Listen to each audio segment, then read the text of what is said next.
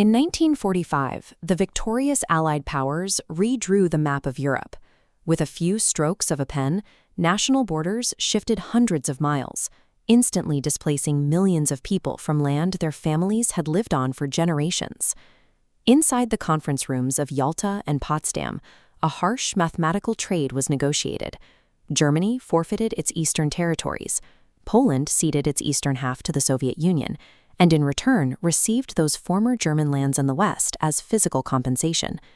Maps drawn in conference rooms often obscure the physical reality on the ground.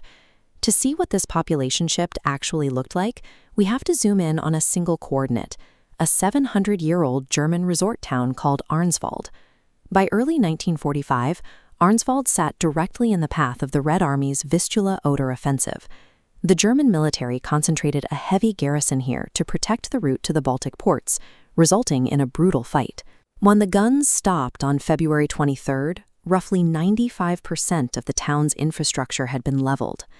The German population fled westward before and during the battle, leaving behind a completely empty city of smoking brick and ash.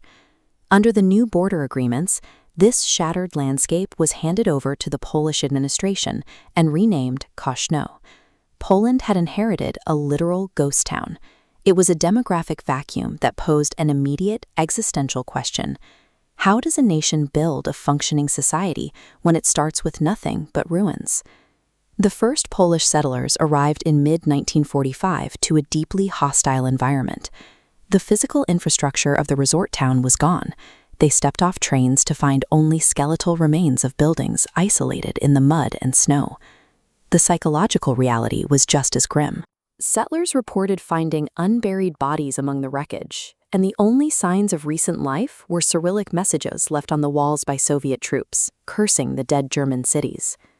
Arriving here meant entering a total demographic vacuum, an empty space that required an unprecedented demographic experiment to resurrect it.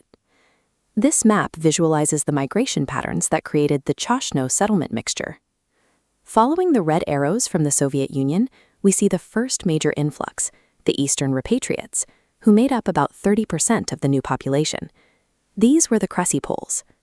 Looking at these figures, we see hundreds of thousands of people displaced from eastern Polish territories like Wilno and Lviv when the Soviet Union annexed the region, along with others returning from exile in Siberia. They arrived by rail with whatever belongings they could carry, seeking a new life in Choszczno to compensate for the homes and heritage they had just lost in the east. They were soon joined by an even larger stream, Central Poles from regions like Poznan, Łódź, and Warsaw, who eventually accounted for 64% of the settlement. Many in this group migrated for economic reasons. Facing overpopulation and a lack of opportunity in central regions, they braved the ruined frontier for a chance at a fresh start. The final fraction, about 2%, were Western returnees. This lone figure represents former forced laborers and prisoners of war returning from Western Europe, choosing to gamble on the new frontier rather than returning to their pre-war homes. You now had 3 distinct streams of people funneled into a single coordinate.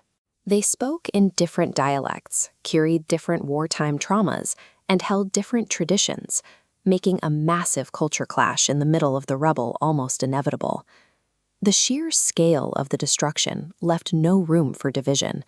With 95% of the town gone, these strangers had to physically clear the streets and infrastructure together before they could even begin to live here.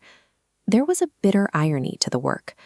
Before building their own homes, settlers had to dismantle Choszczno's remaining ruins to salvage bricks, which were then shipped east to help rebuild the capital city of Warsaw. This shared physical labor was the first step in neutralizing the demographic divide. Working side by side in the mud forced these 3 groups to rely on one another to survive. By the late 1940s, local government, the Catholic Church, and the Polish school system emerged to provide a stable social framework for the community. The town's first high school opened in 1946, placing the children of Eastern refugees and Central migrants into the same classrooms. Within a decade, this effectively dissolved regional dialects into a unified literary Polish culture.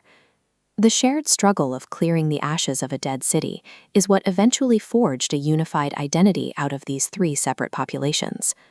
Modern Choszczno is a stabilized hub, home to the Polish 12th Mechanized Division and top-ranked European golf courses that stand where the ruins once did.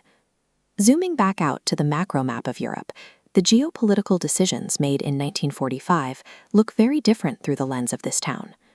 The modern map of Europe was outlined by politicians in 1945, but the effort of these ordinary people made those inclines permanent. Choszczno is the result of a nation building a unified identity out of complete devastation.